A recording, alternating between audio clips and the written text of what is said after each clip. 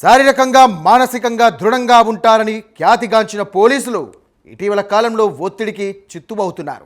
వృత్తిపరమైన ఇబ్బందులు, వ్యక్తిగతమైన ఇబ్బందుల కారణంగా జీవితంలో ఓడిపోతున్నారు. ఇక చావే తమ సమస్యలకు పరిష్కారమని భావిస్తున్నారు. జీవితానికి ముగింపు పలకాలని భావిస్తున్నారు. ఆత్మహత్యలకు పాల్పడుతున్నారు. తాజాగా హైడ్రా కమిషనర్ రంగనాథ్ వ్యక్తిగత గన్మెన్ చైతన్య ఆత్మహత్య యత్నం చేశాడు. ఇంతకీ చైతన్య ఎందుకు ఆత్మహత్య చేసుకోవడానికి ప్రయత్నించాడు? ప్రస్తుతం అతడి పరిస్థితి ఎలా ఉంది? అది తెలియాలంటే ఈ స్టోరీ మీరు చూడాల్సిందే.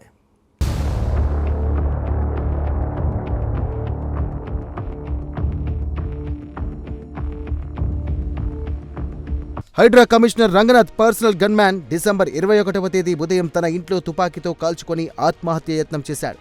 ఖమ్మం జిల్లా రావిపాడు గ్రామానికి చెందిన ముత్యాలపాటి కృష్ణ చైతన్యది 2020 బ్యాచ్ ఏఆర్ కానిస్టేబుల్. హైదరాబాద్లో ఉద్యోగం చేస్తూ మునగనూరు పరిధిలోని Sai Suryanagar colony road number 3లో తన భార్యతో కలిసి నివాసముంటున్నారు. ప్రస్తుతం హైడ్రా కమిషనర్ రంగనాథ్కు వ్యక్తిగత భద్రతా అధికారిగా పనిచేస్తున్నారు.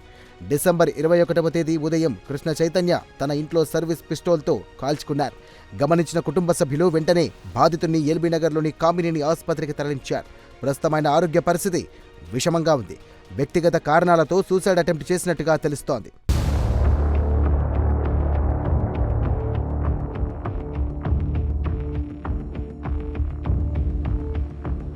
ఈ ఘటన గురించి తెలిసిన వెంటనే హైడ్రా కమిషనర్ రంగనాథ్ కామినేని ఆసుపత్రికి వెళ్లి వివరాలు అడిగి తెలుసుకున్నారు.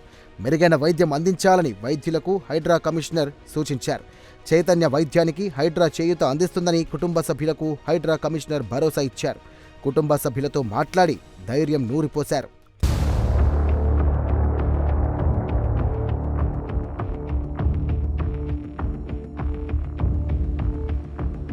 హయత్ నగర్ పోలీసులు కేసు నమోదు చేసి దర్యాప్తు ప్రారంభించారు.